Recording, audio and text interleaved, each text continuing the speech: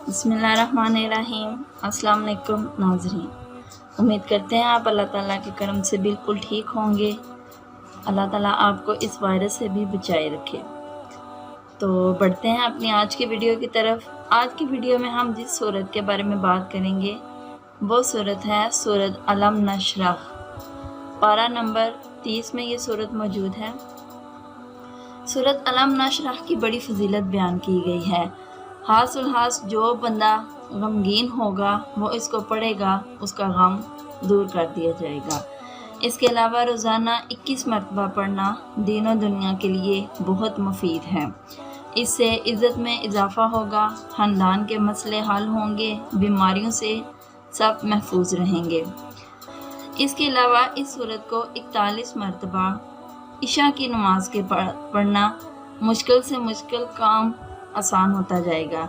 जो शख्स रात को सोते वक्त 11 मरतबा सूरत अलम नशरह पढ़ने का मामूल बना ले तो अल्लाह ताला इसे हमेशा बेगम कर देगा। उम्मीद करते हैं आप हमारी इस वीडियो से ज़रूर इस्तिफ़ादा करेंगे। अल्लाह ताला आपको आसानियाँ अता फ़रमाए और आसानियाँ पैदा करने की तौफ़ीक अता फ़रमाए। आज की वीडियो बस इतनी ही। सुनने के लिए शुक्रिया। अल्लाह हाफ़िज़।